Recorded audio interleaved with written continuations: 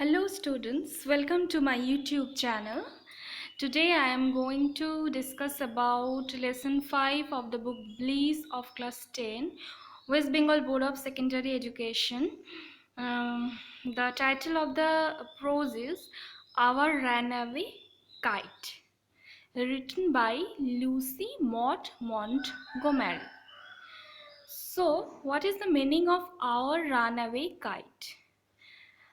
Runaway kite মানে উড়ে যাওয়া ঘুড়ি, মানে হলো কেটে যাওয়া ঘুড়ি। ঘুড়ি ওড়াতে ওড়াতে মাঝে মাঝে কি হয়, ঘুড়ির সুতো কেটে গিয়ে ঘুড়িটা উড়ে চলে যায়, সেটাকেই বলে রান অ্যাওয়ে কাইট। সো আমরা বুঝতেই পারছি যে পুরো স্টোরিটা তাহলে কোনো একটা কেটে যাওয়া ঘুড়িকে অবলম্বন করে রচিত হয়েছে, অথবা এই কেটে যাওয়া ঘুড়িটা এখানে একটা খুব ইম্পর্ট্যান্ট রোল প্লে করছে। গল্পটিতে আমরা যত অগ্রসর হব তত ব্যাপারটা আমাদের কাছে আরো পরিস্ফুট হবে। So, before going through the story, we have to know about the author and of the text and the main theme of the text. So, অথারকে আগে আমরা জেনে নিই, তারপরে মেইন যে থিমটা স্টোরির ওটা জেনে নিয়ে তারপরে গল্পটি পড়লে আমরা গল্পটি মানে আরও পরিষ্কারভাবে বুঝতে পারবো। লুসি মট মন্টগোমেরি 1874-এ জন্মগ্রহণ করেন, 1942-তে তার মৃত্যু হয়।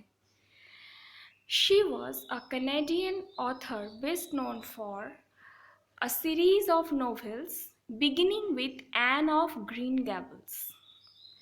তাহলে দেখা যাচ্ছে লুসি মন্টগোমেরি তিনি ছিলেন একজন ক্যানাডিয়ান অথর। তাকে বেস্ট নন, মানে শি ইজ বেস্ট নন, তাকে বেশি করে আমরা চিনি তার নভেলগুলোর জন্য। নভেলগুলোর মধ্যে প্রথম নভেল ছিল অ্যান অফ গ্রিন গ্যাবলস। তিনি সিরিজ অফ নভেলস লিখেছেন। তার অন্যান্য মানে লেখাও আছে। She wrote numerous novels, poems and short stories. She was made an officer of the Order of the British Empire in 1935. তাহলে তিনি অনেক নাম্বার অফ নোভেল, পোয়েম আর শর্ট স্টোরি লিখেছেন, মানে অনেকগুলো সংখ্যক লিখেছেন। আর তাকে একটা সাম্মানিক পদ দেওয়া হয়েছিল British empire, officer of the order of the British empire, সেটা 1935 সালে। এবারে আসি থিমটাতে, মানে কি নিয়ে গল্পটা, সেটা হচ্ছে দ্য শর্ট স্টোরি। তার মানে এটি একটি ছোট গল্প। The short story is about a brother and a sister living on an isolated island with their father, who through a series of incidents get united with their long lost relatives. এটা একটা ছোট্ট গল্প যেখানে যেটা কি ব্যাপারে, একজন ভাই বোনের ব্যাপারে যারা একটা আইসোলেটেড মানে লোনলি, সলিটারি, নির্জন একটা আইল্যান্ড মানে দ্বীপে বসবাস করে, এবং তাদের বাবা তাদের সঙ্গে থাকেন, এবং তারা একটি ঘটনার ক্রমের মধ্য দিয়ে তাদের পুরনো হারিয়ে যাওয়া আত্মীয়দের সঙ্গে পুনর্মিলন ঘটে তাদের। It is a touching tale that underlines the value of relationships. Touching মানে হৃদয়স্পর্শী। এটা একটা হৃদয়স্পর্শী টেল, টিএলই টেল মানে স্টোরি, গল্প। গল্প যেটা কি করে, আন্ডারলাইন করে। আন্ডারলাইন মানে হাইলাইট করে, মানে সেটাকে মানে যেটার উপর জোর দেওয়া হয় সেটা আমরা হাইলাইট করি বা আন্ডারলাইন করি। এটা কিসের ওপর জোর দেয়? দ্য ভ্যালিউ অফ রিলেশনশিপস, মানে আত্মীয়তার বা আত্মীয়তার যে ইম্পর্টেন্স, যে গুরুত্ব, সেটার ওপরে এটা জোর দিয়েছে গল্পটি। Read the following. So let's proceed. Unit 1. Of course, there was nobody for us to play with on the big half moon. Of course, অবশ্যই, there was nobody for us. কেউ ছিল না আমাদের সঙ্গে খেলার। On the big half moon. এখানে দেখো big half moon. Big half moon এটা হলো একটা প্রপার নাউন, কারণ প্রত্যেকটা ওয়ার্ড দেখছো ক্যাপিটাল লেটারে শুরু হয়েছে, আর একটা তার মানে হচ্ছে এটা একটা কোনো জায়গার নাম, দ্বীপের নাম, তো সেই জন্য এটা নাম বোঝাচ্ছে একটা পার্টিকুলার, সেজন্য প্রপার নাউন। এবারে দ্য কেন বসেছে? প্রপার নাউনের আগে তো দ্য বসে না। অ্যাকচুয়ালি কিছু কিছু প্রপার নাউনের আগে দ্য বসে, বিশেষ করে জায়গা, যেমন দ্য ইউএসএ, দ্য পাঞ্জাব। এখানে দ্য বসেছে বিগ হাফ মুনে, কারণ এই নামটির সঙ্গে নিশ্চয়ই কোনো একটি কারণ আছে। হয়তো সেই আইল্যান্ডটিকে বিগ হাফ মুনের মতো দেখতে, মানে একটি অর্ধচন্দ্রের মতো দেখতে বলে এরকম নাম দেওয়া হয়েছে, ওই জন্য এর আগে আর্টিকেল দ্য বসেছে। I think it is clear to you. So next line কি? We just had to make the most of each other as we did. Make most of each other, এটা একটা ফ্রেজ বা idiom, মানে idiom বলতে পারো, যে একটা কোনো জিনিসের সব থেকে বেশি যতটা ব্যবহার করা যায় একে অপরের, মানে একে অপরের সব থেকে বেশি যতটা সাহচর্য পাওয়া যায় সেটা আমরা নিতাম। অ্যান্ড উই ডিড, ওইটা আমরা নিতাম, ওইটাই আমাদের কাছে ছিল, ওটাই আমরা নিতাম, কারণ আমরা ছাড়া এখানে কেউ ছিল না। এইবারে এই আমরা বলতে কারা, এগুলো মানে ইন্ট্রোডাকশন বা এগুলো ডিসক্লোজ করা হয়েছে নেক্সট প্যারায়। We live on the big half moon island. এবারে বোঝা যাচ্ছে যে আইল্যান্ডটার নাম হচ্ছে বিগ হাফ মুন, যেখানে লেখক মানে লেখিকা তার আরও কিছু লোকজনের সঙ্গে বাস করেন। এবারে তারা কারা?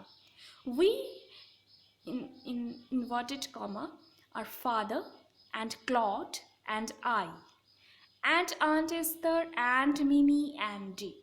এই যে অ্যান্ড যোগ করছে, এতে মানে বোঝা যাচ্ছে যে অনেকে মিলে একসঙ্গে আছে, অ্যান্ড সেই একটা ভাব বোঝাচ্ছে যে এতজন আমরা একসঙ্গে থাকি, এতজনকে মিলিয়ে আমরা উই বলছি। তো সেই জন্য উইটাকে ইনভার্টেড কমায় রেখেছে। It use to be only father and Claude and I. আগে কি ছিল? আগে ছিল মাত্র তিনজন, ফাদার, ক্লড আর অথরেস। এখানে ইউজ টু কথাটা দেখো, ইউজ টু কখন ব্যবহার করা হয়? ইউজ টু ব্যবহার করা হয় পাস্টের কোনো হ্যাবিট বোঝাতে। তো এখানে ইউজ টু বলতে কি বোঝাচ্ছে? এটা একটা clause, use to be, it use to be only father and Claude and I. মানে আগে কেবলমাত্র কারা থাকতে অভ্যস্ত ছিল? ফাদার, ক্লড আর লেখিকা। তো এই জন্য এটা আগে ছিল, আগে হতো এরকম, সেই জন্য ইউজ টু ব্যবহার করা হয়েছে। Okay, it is all on account of the kite that there are more of us. It is all on account অফটা কি? সরি, অন অ্যাকাউন্ট অফ হলো যে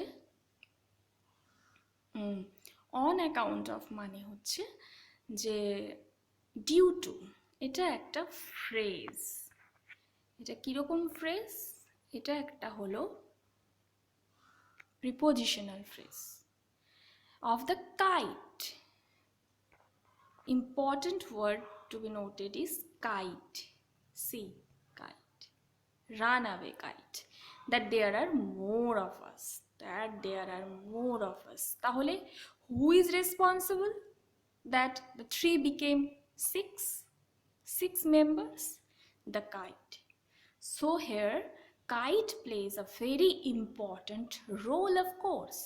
এটা আমাদের মনে রাখতে হবে, কাইট এখানে শুধুমাত্র একটা খেলার জিনিস নয়, কাইট নয়,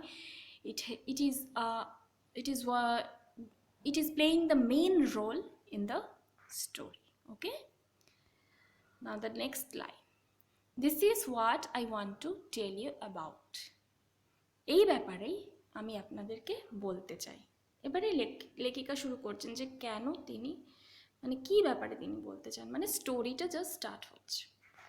Father is the keeper of the big half moon lighthouse. Who is the father? The father of the author. He is the keeper of the big moon lighthouse.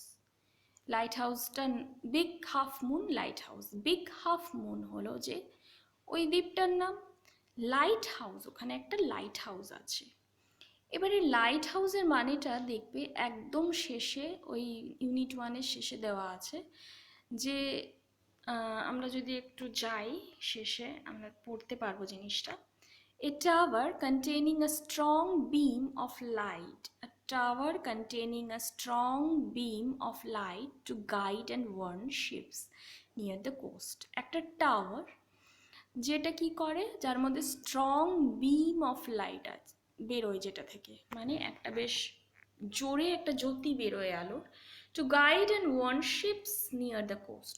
ওই যে উপকূলবর্তী অঞ্চলে যে সমস্ত জাহাজগুলো যায় আসে তাদেরকে ঠিকমতো পথ দেখানোর জন্য এবং ওয়ার্ন করার জন্য। Warn is the verb from of warning. Warning মানে মানে সতর্ক বার্তা জানানো, মানে মেক অ্যাওয়্যার অফ সামথিং। তো যদি কোনো বিপদ থাকে সামনাসামনি সেগুলো সম্পর্কে সতর্ক করে দেওয়া দরকার, সেই জন্য লাইট হাউস ব্যবহার করে। তো writer's father was the keeper, মানে তিনি এই লাইট হাউসটাকে পরিচালনা করেন। তাই তিনি এরকম একটা আনইনহ্যাবিটেড, মানে যেখানে মানুষজন থাকে না, এরকম একটা ডেজোলেট আইল্যান্ডে বসবাস করছে তার ছেলে মেয়েদেরকে নিয়ে। Let's go back. I am 11 years old. মানে author is 11 years old. Claude is 12. Claude, her brother, is 12. Claude is elder than her. In winter, when the harbor is frozen over. In winter মানে শীতকালে ওই হারবার মানে পোতাশ্রয়, মানে যেখানে জাহাজগুলো ভিড় করে সেটা। তো এই big half moon is also Harbour. তো এইটা যখন ফ্রোজেন ওভার হয়ে যায়, যখন বরফে ঢেকে যায়, we all move over to the mainland, তখন তারা তাদের মূল ভূখণ্ডে মানে তাদের দেশে ফিরে যান। মুভ ওভার মানে গো ব্যাক, মানে শিফট করা এক জায়গা থেকে আরেক জায়গায়। Move over to the mainland মানে তাদের দেশে ফিরে যান। কখন? বা মূল ভূখণ্ডে ফিরে যান কখন? শীতকালে চারিদিকে বরফ পড়ে, তখন ওটা ঠিক ওয়ার্দি অফ লিভিং থাকে না, সেজন্য তারা দেশে ফিরে যান। As soon as spring comes, যখন আবার বসন্তকাল আসে, back we sail to our dear island, তখন আমরা আবার এখানে জাহাজে করে চলে আসি। কোথায়? ওন ডিয়ার আইল্যান্ড, নিজেদের প্রিয় আইল্যান্ড। তার মানে তারা ওই নির্জন দ্বীপটিকে খুব ভালোবেসে ফেলেছে এবং সেটাকেই তাদের বাড়ি বলে মনে করে। So if the question is why is it called own dear island? Because the author loves her island very much and also her brother, so they call it dear island. Now let's move to the next para. The funny part used to be that people always pitied us when the time came for us to return. সবথেকে মজার ব্যাপার ছিল যে আমরা যখন আমাদের ফিরে আসার সময় হতো, তখন ওই আমাদের দেশের যে মেইনল্যান্ডের লোকেরা আমাদের ওপর খুব দয়া করতো, মানে খুব দয়ার চোখে দেখতো, খুব দুঃখ করতো আমাদের জন্য। পিটিড মানে আমাদের জন্য দুঃখী হতো, আমাদের জন্য প্যাথাইজ করতো, আমাদের জন্য সহানুভূতিশীল হতো। কেন? They said we must be so lonesome over there with no other children near us. তারা বলতেন যে যেহেতু ওখানে আমাদের কাছাকাছি কোনো বাচ্চা নেই, আমরা নিশ্চয়ই খুব একাকিত্ব ভোগ করি। লোনসাম মানে লোনলি, আমরা নিশ্চয়ই খুব একাকিত্বে ভুগি, কারণ আমাদের সামনে কাছাকাছি কোনো বাচ্চা থাকে না, যেখানে মেনল্যান্ডের লোকেদের এরকম thinking. Of course, Claude and I would have liked to have someone to play with us. নিশ্চয়ই ক্লড আর আমাদের যদি আরও কেউ থাকতো ওই আইল্যান্ডে, আমাদের খেলতে খুব সুবিধে হতো। It is hard to run pirate caves and things like that with only two. Pirate cave একটা খেলার নাম। পাইরেট মানে তো জলদস্যুদেরকে পাইরেট বলে। কেভ মানে গুহা। এটি ওরা এক ধরনের খেলা খেলতো যেটার নাম হচ্ছে পাইরেট কেভ, এবং ওরকম আরও খেলা যেখানে দুটো বাচ্চা নিয়ে সম্ভব না, অনেক বাচ্চা হলে খুব ভালো খেলা হয়। তো সেই খেলাগুলো ওরা ভালোভাবে খেলতে পারতো না, কারণ ওরা মাত্র দুজনই ওই আইল্যান্ডে ছিল, আর কোনো বাচ্চা ছিল না। সেই জন্য বলছেন লেখক, it is hard to run pirate caves and things like that with only two. But we used to quarrel a good deal with the mainland children in winter. কিন্তু শীতকালে আমাদের যে মেইনল্যান্ডের যে বাচ্চারা, দেশের যে বাচ্চারা মূল ভূখণ্ডের, তাদের সঙ্গে আমাদের বেশ ভালোই ঝগড়া হতো শীতকালে যখন আমরা যেতাম ওখানে। কেননা ওদের সঙ্গে হয়তো কিছু ওপিনিয়ন আলাদা হতো, কারণ এরা একেবারে একা একা বড় হয়েছে, আর মেইনল্যান্ডে বাচ্চাদের কালচার আলাদা রকমের বা ওদের আপব্রিঙ্গিং আলাদা রকমের। সো মানে ডিফারেন্স অফ ওপিনিয়ন্স হতো, তার জন্য made them quarrel with each other. তা ডিফারেন্স মানে মতের পার্থক্য হলে একে অপরের সঙ্গে ঝগড়া করতো। এখানে একটা ফ্রেজ বা, হ্যাঁ ফ্রেজই বলতে পারি, একটা ফ্রেজ ইউজ হয়েছে, আ গুড ডিল। এটা খুব ভালো ফ্রেজ, অন্য জায়গায় তোমরা ইউজ করতে পারো কোনো জায়গায়। আ গুড ডিল মানে বেশ অনেকটা, বেশ ভালোই, ভালো রকমের। A good deal, quarrel a good deal, okay, এটার মানে এটাই। আচ্ছা, নাও, so it was perhaps just as well that there were none of them on the big half moon. তাহলে কি, সুতরাং হয়তো এই জন্যই এটা খুব ভালোই ছিল, জাস্ট অ্যাজ ওয়েল মানে বেশ ভালোই ছিল, that there were none of them, যে তাদের মধ্যে কেউই ছিল না, কোথায়, on the big half moon, তাদের আইল্যান্ডটাতে। Claude and I never quarrelled. Claude মানে তার দাদা, আসে কোনোদিনও ঝগড়া করে, নেভার।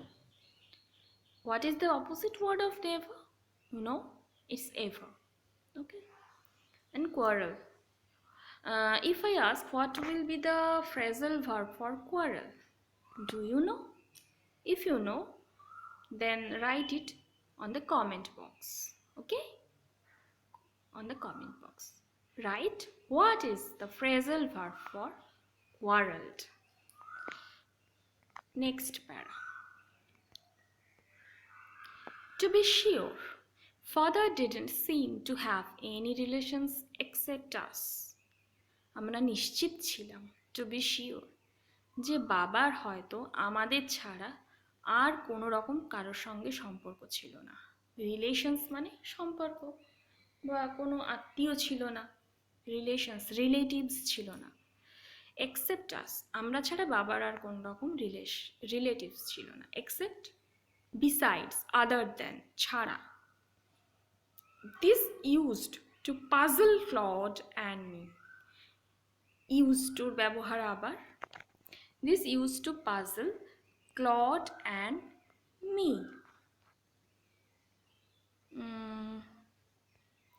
ওকে, এটা আমাদের কি করতো, আমাকে আর ক্লডকে ভীষণই কনফিউজ করতো।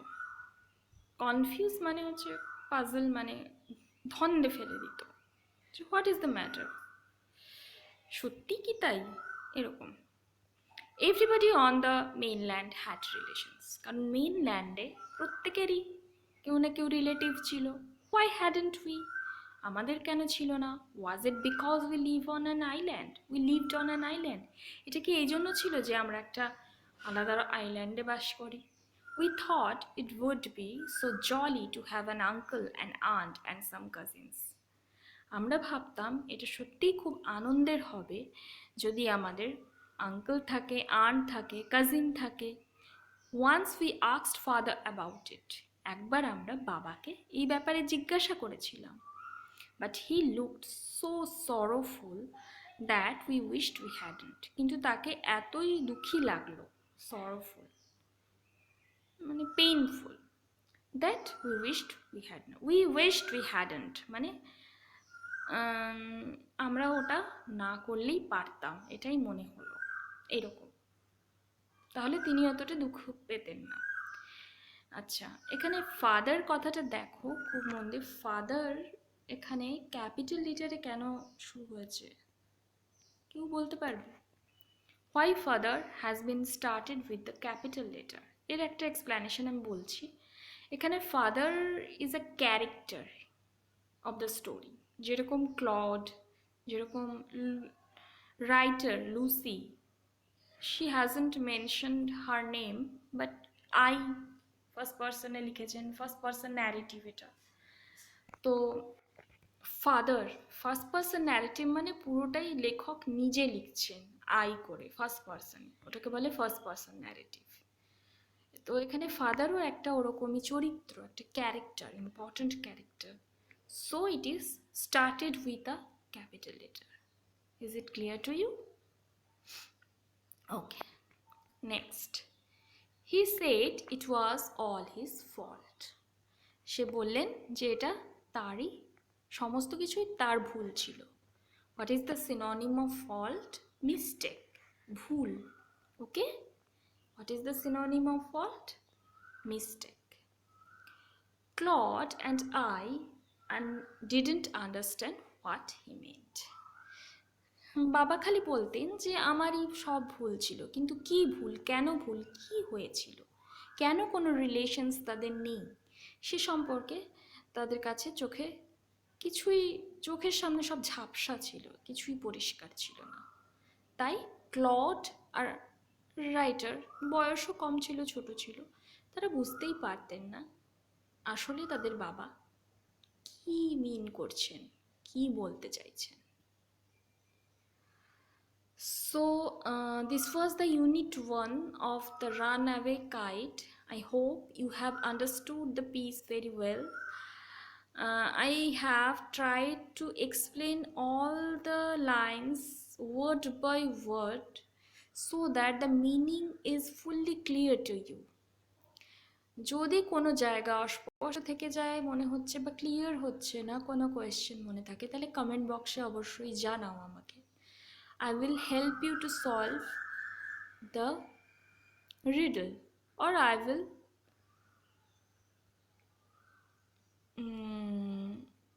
manage to clarify it. Okay, now you try to solve the comprehension exercise here. There are multiple choice questions and fill the chart with information and true false with supporting sentences, but there are no questions and answers, means there are no questions. So solve this, these are very easy, these would be very easy. If there is any doubt, please let me know, আমাকে বলো কোনটা অসুবিধা হবে, আমি তোমাদের help করব। তো আজ এই পর্যন্তই থাক, ভালো থাকো, সুস্থ থাকো। নেক্সট ক্লাসে আমি ইউনিট 2টা পড়িয়ে দেব। ওকে, গুড বাই, থ্যাংক ইউ।